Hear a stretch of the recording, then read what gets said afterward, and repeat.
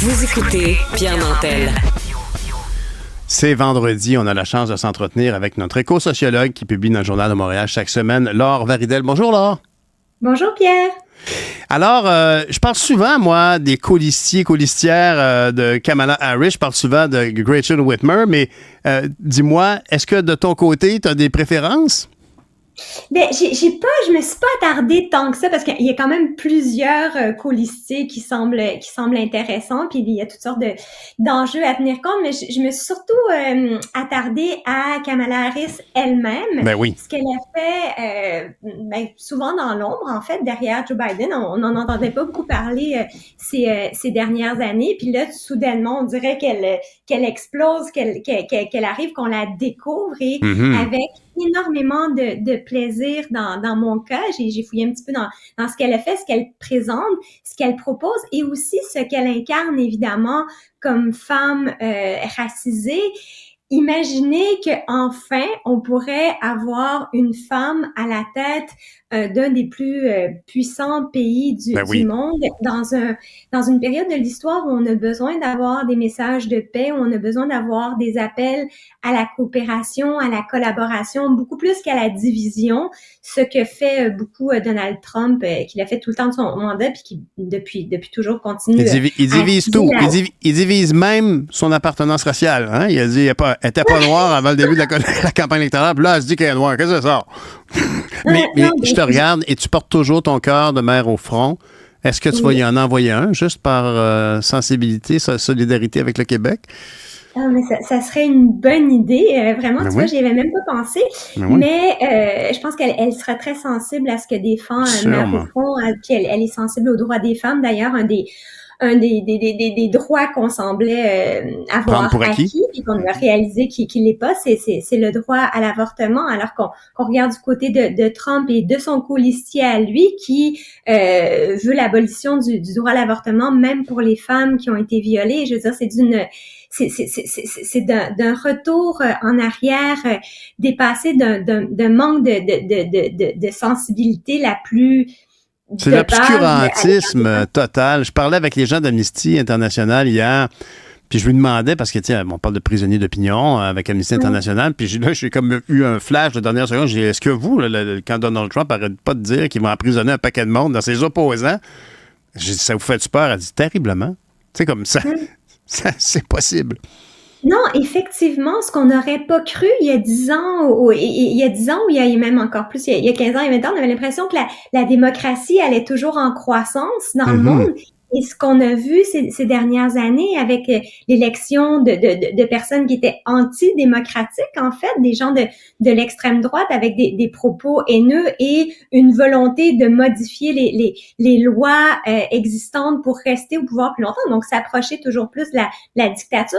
Et Donald Trump n'a pas hésité à faire référence à ça, à sous-entendre, et encore cette semaine, qu'il allait rester au pouvoir, que les chrétiens n'avaient pas à s'inquiéter, ils auraient plus besoin de voter s'ils votaient pour lui. Incroyable de dire ça. Incroyable. Ouais, puis après, il a essayé de se rattraper un peu, mais pas vraiment, parce que le fond de sa pensée, c'est que on le sait bien, il souhaite rester au pouvoir. On a vu ce qui s'est passé au moment en janvier, au Capitole, bien sûr. Il y a quelques années au Capitole. Fait que je pense qu'on a raison de se méfier et que là, c'est le temps d'envoyer un message clair aux Américains. Faites attention pour qui vous votez parce que votre vote, il aura un impact non seulement sur ce qui se passe aux États-Unis, mais sur ce qui se passe sur toute la planète. Hein. Les alliances de Trump, même avec la Russie, on sait qu'il a un discours très pro-russe, il a un discours très pro-Israël aussi, ce qui laisse pas augurer vraiment de progrès, je dirais, au niveau de la paix dans le monde. Mais Laure, en plus, tu n'es pas la seule qu'on peut dire qui est très réjouie de voir l'arrivée de Kamala Harris, même au niveau de l'électorat, des donateurs, des sommes records. 66% de ces sommes records viennent de gens qui n'avaient jamais donné, je pense. En tout cas, c'est pas des dons corporatifs, là, c'est pas des gros donneurs, c'est des particuliers. Puis ça aussi, ça me donne espoir parce que ça veut dire que c'est la base, hein. Contrairement à Donald Trump qui va avoir des dons des annonces de grands dons, de grands donateurs de la Silicon Valley, eh bien, Kamala Harris, c'est vraiment la base, c'est les citoyens, citoyennes, et elle soutient beaucoup de groupes qui s'organisent pour elle de toutes les origines ethniques, des gens qui croient vraiment, qui mettent leur espoir en elle. Fait qu'on est en train de vivre, peut-être que je m'avance un peu vite, mais moi, je trouve que ça commence à ressembler à ce qu'on a vécu avec Obama. Aussi, tout d'un coup, une espèce de regain d'engagement, d'envie de participer aussi aux élections. Oui. Ce sera très intéressant de voir le taux de participation dans moins de 100 jours maintenant à ces élections-là. Fait que moi, je trouve qu'il y a de l'espoir. Il y a de l'espoir en environnement aussi. On parle beaucoup de différentes politiques qu'elle a mis de l'avant, mais en environnement, avec Joe Biden, ils ont vraiment poussé pour une transition énergétique sérieuse. Il y a quelques mois, ils ont suspendu les autorisations pour des nouveaux projets de terminaux méthaniers. Donc, alors, pour l'exportation donc du gaz, c'est sûr que les industries aiment pas beaucoup ces politiques-là, mais c'est des politiques qui sont à la hauteur, puis il en faudra encore plus que ça, de l'urgence climatique. On le voit maintenant, les feux de forêt au Canada, mais en Californie aussi, un peu partout dans le monde, les vagues de chaleur, la crise climatique nous attaque de plein fouet. Il faut que des pays aussi puissants que les États-Unis donnent l'exemple. Tu as tellement raison. Écoute, je sais pas si tu as vu les sorties de Kamala Harris récemment, mais on dirait vraiment que elle a comme si elle a bénéficié d'un réservoir d'énergie ou d'oxygène ou d'attention médiatique qui était consacré au président. Et là, tout d'un coup, tout arrive. Les ressources, les idées, les punchlines et les sous. C'est un élan fantastique. Et là, on voit maintenant Donald Trump, on le voit même de notre œil. Je pense même que même sans même s'en rendre compte, on voyait nos deux messieurs qui s'astinaient puis qui se demandaient qui allait meilleur scorer au golf. C'était épouvantable. Et là, tout d'un coup, avec Kamala Harris, on voit Donald Trump. On fait, mais c'est vrai que lui aussi, il n'est pas jeune. Puis on ne veut pas faire de l'âgisme, là.